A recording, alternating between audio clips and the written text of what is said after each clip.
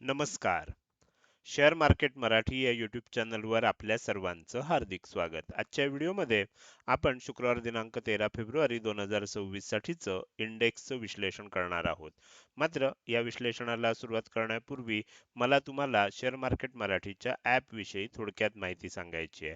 Share market मराठीचं app आता Android आणि iOS अशा दोन्ही प्लॅटफॉर्ममध्ये उपलब्ध आहे. हे ॲप तुम्ही तुमच्या मोबाईलमध्ये डाउनलोड करून इन्स्टॉल केलंय का? जर केलं नसेल तर आजच डाउनलोड करा. याचं कारण असं आहे की शेअर मार्केट मराठीच्या सर्व सर्व्हिसेस आपल्या ॲपच्या माध्यमातून आता उपलब्ध करून देण्यात आलेले आहेत.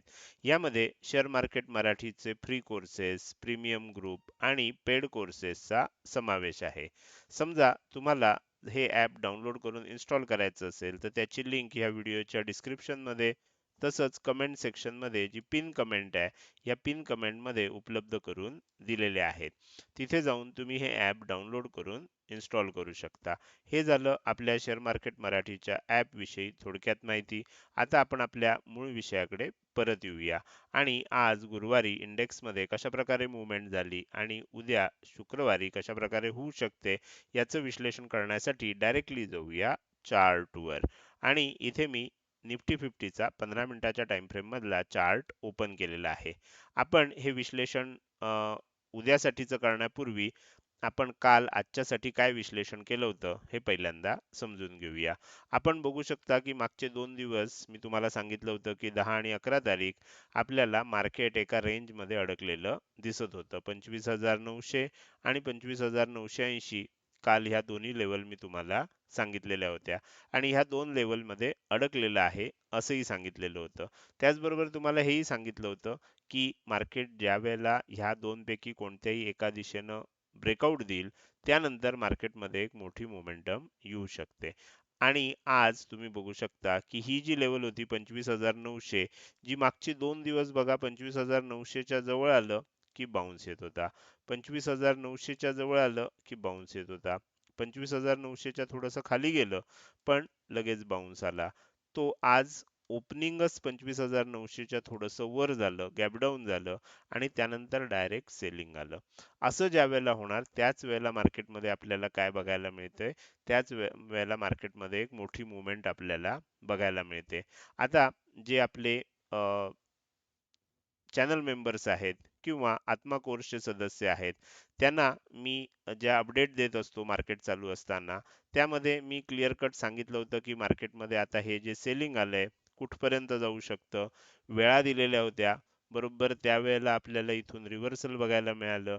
हा जो बाउन्स झाला त्यावेळेला सुद्धा सांगितलं होतं की हा बाउन्स खूप मोठा येणार नाही. लेवल्स दिलेल्या होत्या, बरोबर त्या लेवलपर्यंत गेलं आणि त्यानंतर बरोबर आपल्या दिलेल्या वेळेला मार्केटमध्ये पुन्हा एकदा सेलिंग देखील बघायला मिळालं. हे सेलिंग सुद्धा कुठपर्यंत होऊ शकतं हे सांगितलेलं होतं. पहिलं टार्गेट खाली येताना 25,805 चं दिलेलं होतं. म्हणजे इथून खाली येतानाचं टार्गेट मी लाईव्ह मार्केटमध्ये आधीच सांगितलं होतं हे कुठपर्यंत खाली जाऊ शकतं. त्यानंतर वर कुठपर्यंत जाऊ शकतं, कोणत्या वेळी जाऊ शकतं, हे सर्व गोष्टी आपण सांगितलेल्या होत्या. इथून खाली येत असताना कोणत्या वेळेला खाली येऊ शकतं हे सांगितलेलं होतं. ह्या सर्व गोष्टी झाल्यानंतर मग आपल्याला काय झालं, एक बाउन्स आला. इथे सुद्धा आम्ही काही कंडिशन सांगितलेल्या होत्या की त्या कंडिशन जर मॅच झाल्या तरच आपल्याला मार्केटमध्ये तेजी बघायला मिळेल. त्यासाठी एक लेवल सुद्धा दिलेली होती. तुम्ही बघू शकता साधारणपणे ह्या बाजूच्या आसपास होती. जर ह्या लेवलच्या वर टिकलं तरच ती तेजी कंटिन्यू होईल, नाहीतर पुन्हा सेलिंग येईल असं सांगितलं होतं आणि ते सुद्धा वेल इन ॲडव्हान्स सांगितलं होतं. मार्केटमध्ये ही जी मूव्हमेंट चालू होती त्याच वेळेला सांगितलेलं होतं आणि तुम्ही बघू शकता की त्या लेवलच्या अलीकडेच पुन्हा सेलिंग आलं आणि सेलिंग येताना आणखीन मोठं सेलिंग आलं. खाली जातानाची सर्व टार्गेट्स दिलेली होती आणि त्या पद्धतीनं मार्केटमध्ये आता परिस्थिती त्याच पद्धतीनं जसं आपण प्रेडिक्शन केलं होतं, विश्लेषण केलं होतं, त्या पद्धतीनं मार्केटमध्ये आता मूव्हमेंट होताना आपल्याला दिसतेय. आता तुम्ही इथे बघू शकता की काय परिस्थिती आहे. आता काय होऊ शकतं, फायनल 3 टार्गेट ही दिलेली होती. खाली येत असताना निफ्टी 50 हा जो शॉर्ट टर्म मध्ये आपल्याला खाली येते, याच्यामध्ये कुठपर्यंत खाली येऊ शकते, त्यापैकी पहिलं टार्गेट आलेलं आहे, दुसरं टार्गेट आलेलं आहे, तिसरं टार्गेट आलेलं नाही. आपण काय म्हणतो, पहिलं टार्गेट जरी आलं तरी आपल्यासाठी खूप आहे, कारण पहिलं टार्गेट येण्याची शक्यता बाकीच्या 2 टार्गेट पेक्षा खूप जास्त असते. खालची 2 टार्गेट येण्याची शक्यता कमी कमी होत जाते. तर त्यामुळे पहिलं टार्गेट आलंय आपल्या दृष्टीनं पुरेसं आहे. आता काय झालंय बघा, आता इथे कुठेतरी म्हणजे एक तर इथून हे सेलिंग झालंय, त्यानंतर हा बाउन्स झालाय, त्यानंतर परत थोडंसं सेलिंग होईल, इथे डब्ल्यू पॅटर्न बनू शकतो, किंवा उद्या काय होऊ शकतं, आणखीन थोडंसं सेलिंग कंटिन्यू होऊन मग इथून डब्ल्यू पॅटर्न बनू शकतो. तर आता ह्या एरियामध्ये किंवा ह्या एरियाच्या थोडंसं खाली जाऊन आपल्याला डब्ल्यू पॅटर्न बनण्याची शक्यता आहे. आता आपण सध्या या एरियामध्ये आहोतच आणि ही फायनल टार्गेट खाली जातानाची म्हणून निफ्टी 50 साठी सांगितलेली आहेत. उद्या कदाचित काय होईल, उद्या कदाचित आणखीन थोडं खाली जाईल.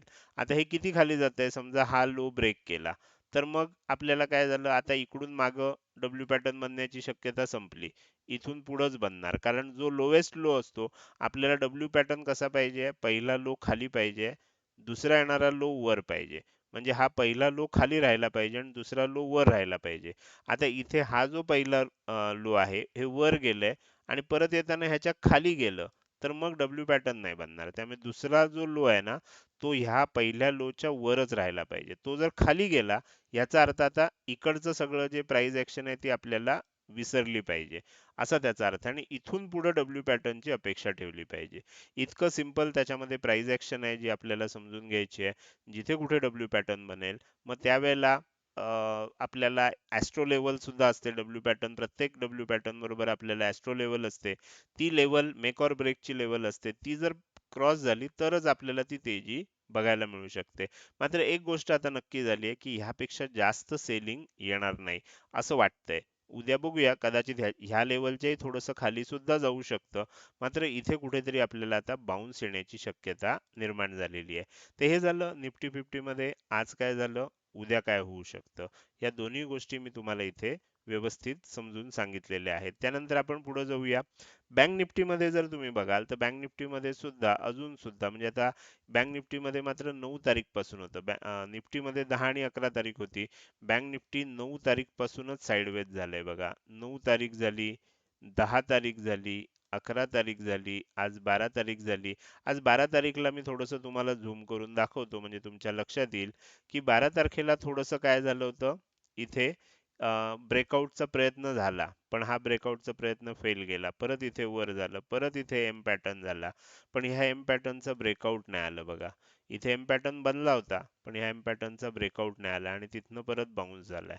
त्यामुळे आता काय होणार, आता जर इथून खाली यायला लागलं, तर मग हा इकडचा जो एम पॅटर्न आहे तो धरायचा नाहीये आपल्याला, कारण आता नवीन पण एक पुन्हा बाउन्स आला. मग एम पॅटर्न कुठला तयार होईल, एम पॅटर्न हा तयार होईल. इथून इथपर्यंत आलंय, इथून इथपर्यंत आलंय, असा झाला तर एम पॅटर्न. असं त्याच्यामध्ये वेगवेगळे ऍडजस्टमेंट असतात जे आपल्याला लक्षात घ्यायचे असतात. इथे सुद्धा तुम्ही चेक करू शकता, हा एम पॅटर्न ब्रेक झाला नाही, ह्याच्या खाली कोणतीही आपल्याला एक रेड कॅन्डल क्लोज होणं अपेक्षित होतं, नेक्स्ट कॅन्डलनं त्याचा लो तोडणं अपेक्षित होतं, असं काहीच झालं नाही. आता हे सर्व सांगितल्यामुळे तुम्हाला जे फेक ब्रेकआउट येतात किंवा ज्याला आपण फेकआउट म्हणतो, ह्याच्यापासून तुम्ही नक्कीच वाचत असाल. तुमच्यापैकी बऱ्याच जणांना त्याचा फायदा होत असेल, हे मला इथे नक्कीच आवर्जून तुम्हाला सांगायचं आहे. तर त्यामुळे आता काय होतंय हे बघणं इंटरेस्टिंग असणार आहे. कदाचित काय होईल, थोडंसं आणखीन खाली जाऊ शकेल, पण आता खूप खाली जायला स्कोप नाहीये बँक निफ्टीमध्ये. आणि त्यानंतर आपल्याला डब्ल्यू पॅटर्न म्हणून आणखीन तेजी होण्याची शक्यता आता निर्माण झाली आहे. मात्र उद्या ओपनिंग नंतर थोडंसं खाली जायला स्कोप आहे, एवढीच गोष्ट आपल्याला आता लक्षात ठेवायची आहे. तर हे झालं निफ्टी आणि बँक निफ्टी ह्या दोन इंडेक्स मध्ये आज काय झालं, उद्या काय होऊ शकतं, याविषयी केलेलं विश्लेषण. आता आपण शेवटच्या तिसऱ्या इंडेक्स कडे जाणार आहोत, सेन्सेक्स कडे, आणि त्याचं विश्लेषण करणार आहोत. मात्र त्यापूर्वी मला तुम्हाला आपल्या युट्यूब चॅनलच्या मेंबरशिप विषयी थोडक्यात माहिती सांगायची आहे. तुम्ही आता आपल्या युट्यूब चॅनलची मेंबरशिप देखील घेऊ शकता. त्यासाठी तुम्हाला जॉईन बटन जे दिलेलं आहे, या जॉईन बटनला आपल्या युट्यूब चॅनलवर जेव्हा जाल, तेव्हा सबस्क्राईब करायचं जे बटन असतं त्याच्या शेजारीच तुम्हाला जॉइन बटन दिसणार. त्या जॉइन बटनला गेल्यानंतर तुम्ही आपल्या चॅनलची मेंबरशिप घेऊ शकता. जॉइन बटनला क्लिक केलं म्हणजे तुम्हाला लगेच मेंबरशिप मिळते का? नाही. तिथे गेल्यावर तुम्हाला जे काही ऑप्शन आहेत, आपण तिथे 4 ऑप्शन ठेवलेत. ते चारही ऑप्शन दिसतात. पहिली मेंबरशिप आहे ब्रॉन्झ, दुसरी आहे सिल्वर, तिसरी आहे गोल्ड आणि चौथी आहे प्लॅटिनम. ह्या चारही मेंबरशिपचे ऑप्शन तुम्हाला दिसतात. सध्या गोल्ड मेंबरशिप आणि प्लॅटिनम मेंबरशिप या दोन मेंबरशिपमध्ये सर्व काही माहिती अपडेट्स देणं सुरू झालेलं आहे. तुम्हाला अधिक माहिती पाहिजे असेल तर तुम्ही काय करू शकता, माझा व्हॉट्सअप नंबर आहे, या नंबरवर व्हॉट्सअप मेसेजद्वारेच संपर्क साधा. या नंबरवर कॉल करू नका, या नंबरवरचे कॉल स्वीकारले जात नाहीत. ही गोष्ट लक्षात घ्या. तर अशा प्रकारे तुम्हाला YouTube चॅनल मेंबरशिप विषयी जर अधिक काही माहिती पाहिजे असेल तर तुम्ही माझ्याकडूनही घेऊ शकता किंवा आपल्या YouTube चॅनलला जाऊन जॉइन बटन क्लिक केल्यावर सुद्धा तुम्हाला सर्व माहिती तिथे सांगितलेली आहे. तर त्यानुसार तुम्हाला जे काही पेमेंट करायचं आहे, हे पेमेंट प्रत्येक महिन्याला करायचं आहे. 1 महिना त्याची व्हॅलिडिटी असते. तुम्हाला वाटेल तोपर्यंत ते कंटिन्यू ठेवू शकता. जेव्हा वाटेल की आता बंद करायचंय, तुम्ही ते बंद देखील करू शकता. आणि तुम्हाला आपल्या सर्व अपडेट्स जे आहेत, ह्या YouTube पोस्टच्या मार्फत दिल्या जातात. WhatsAppवर दिल्या जात नाहीत. सर्व अपडेट या YouTube पोस्टद्वारे दिल्या जातात. त्यामुळे तुम्हाला जर मेंबरशिप घ्यायची असेल, तर तुम्ही चॅनलला सबस्क्राईब केलंय का? आणि सबस्क्राईब केलं असेल, तर त्याच्यापुढे बेल आयकॉन दाबून ऑल असं नोटिफिकेशन निवडलंय का? हे देखील बघणं तितकंच महत्त्वाचं आहे. कारण जर तुम्ही ऑल असं नोटिफिकेशन निवडलं असेल, तरच तुम्हाला हे जे काही अपडेट्स आहेत, ते YouTube पोस्टच्या द्वारे बघायला मिळू शकतील तुमच्या नोटिफिकेशनमध्ये. तर हे झालं YouTube चॅनल मेंबरशिप विषयी अधिक माहिती. आता आपण पुन्हा आपल्या मूळ विषयाकडे परत येऊया आणि सेन्सेक्समध्ये विश्लेषण करायला सुरुवात करूया. आता सेन्सेक्समध्ये मी थोडक्यात आधी काल काय विश्लेषण केलं होतं ते सांगतो. काल आपण बघितलं होतं की 84,150 असू दे किंवा 84,490 असू दे, सेन्सेक्स आपल्याला ह्या रेंजमध्ये अडकलेला बघायला मिळाला होता. त्याबरोबर एक गोष्ट आपल्याला इथे पण कळत होती की काय झालंय, इथे आपल्याला हळूहळू किंमत खाली जाताना दिसते स्टेप बाय स्टेप. आज काय झालं, ह्या लेवलची जी आपण दिली होती 84,150 त्याच्या खालीच ओपन झालं. 84,000च्या इनफॅक्ट खाली ओपन झालं. त्यामुळे काय झालं की ह्या ज्या राउंड फिगर असतात 84,000 सारख्या, त्याच्या जोपर्यंत किंमत वर आहे त्याच्या जवळ आलं की सपोर्ट घेतला जातो. मात्र एकदा किंमत खाली आली की मग त्याचा रेझिस्टन्स घेतला जातो. तर त्या पद्धतीनं 84,000चा रेझिस्टन्स घेतला गेला, खाली आलं, परत बाउन्स आला, परत सेलिंग आलं, परत बाउन्स आला. असं करत करत आपण खाली खाली खाली चाललेलो आहे. याच्यामध्ये सुद्धा काही लेवल्स तुम्हाला इथे दिसत आहेत. खालच्या बाजूला जर तुम्ही बघितलं तर 83,405 ची लेवल आहे. वरच्या बाजूला बघितलं तर 83,530 ची लेवल आहे. आता आम्ही थोडंसं झूम करतो आणि आता इथे काय होऊ शकतं हे मी तुम्हाला सांगतो. तर त्याच्यासाठी थोडं झूम करतोय. आता काय होऊ शकतं उद्या, ऑलरेडी आपण इथे बघू शकता की ही लेवल टच झालेली आहे. त्यामुळे टार्गेट ऑलरेडी एक यायचं तर आलेलं आहे. एक शक्यता अशी आहे की आता ह्या एरियामध्ये म्हणजे इथे आलंय, परत वर गेलं, परत खाली येतंय आणि डब्ल्यू पॅटर्न बनेल. असा डब्ल्यू पॅटर्न बनू शकतो किंवा हे जे खाली येतंय हे आणखीन खाली येईल आणि असा डब्ल्यू पॅटर्न बनू शकतो. किंवा ह्याच्यामध्ये आणखीन एक शक्यता आहे की ह्याच्यापेक्षा सुद्धा खाली जाईल आणि असा डब्ल्यू पॅटर्न बनू शकतो. कसाही डब्ल्यू पॅटर्न बनू शकतो. पण आता हे जे सेलिंग होतंय, हे सेलिंग आता जास्त काळ होणार नाही. जास्त आणखीन खाली जायला स्कोप नाहीये. ह्या ज्या दोन लेवल आहेत, या सपोर्ट लेवल आहेत असं आपण म्हटलं तरी ते वावगं ठरणार नाही. तर त्यामुळे ह्या लेवलच्या आसपास आपल्याला सपोर्ट घेतला जातोय का हे चेक करणं आवश्यक आहे. आणि त्यानंतर डब्ल्यू पॅटर्न बनून जर तेजी व्हायला लागली तर ती तेजी थोडीशी मोठी आपल्याला बघायला मिळू शकते. तर हे झालं तीनही इंडेक्समध्ये उद्यासाठीचं केलेलं विश्लेषण. आपण आता या व्हिडिओच्या शेवटी आलोय. जाता जाता मला तुम्हाला विचारायचं आहे की आजचा हा व्हिडिओ तुम्हाला कसा वाटला? आजचा हा व्हिडिओ जर तुम्हाला आवडला असेल तर नक्कीच तुम्ही या व्हिडिओला एक लाईक करू शकता. कसा वाटला हे कमेंट सेक्शनमध्ये टाईप करून सांगायला अजिबात विसरू नका. लक्षात ठेवा, तुमची एक लाईक आणि एक चांगली कमेंट हीच माझ्यासाठी प्रेरणा असते, ज्याच्या सहाय्यानं मी रोजच्या रोज हे विश्लेषणाचे व्हिडिओ बनवत असतो. त्यामुळे व्हिडिओ बघायला सुरुवात केल्या केल्या व्हिडिओला लगेच लाईक करत जा आणि व्हिडिओ बघून झाल्यानंतर तो कसा वाटला काही प्रश्न असतील, शंका असतील किंवा तुम्हाला मला काही सांगायचं असेल, तर ते कमेंट सेक्शनमध्ये टाईप करून अवश्य सांगा. त्याचसोबत आजचा हा व्हिडिओ तुम्ही अजूनपर्यंत बघताय आणि अजूनही जर तुम्ही शेअर मार्केट मराठी आपल्या YouTube चॅनलला सबस्क्राईब केलं नसेल, तर कृपया सबस्क्राईब करा आणि शेजारी असणाऱ्या बेल आयकॉनला क्लिक करून ऑलचं नोटिफिकेशन निवडा. म्हणजे इथून पुढे रोजच्या रोज येणारे हे विश्लेषणाचे व्हिडिओ मी अपलोड केल्या केल्या तुम्हाला विनाविलंब बघता येतील. आजच्या व्हिडिओमध्ये मी इथेच आपली रजा घेतोय. धन्यवाद.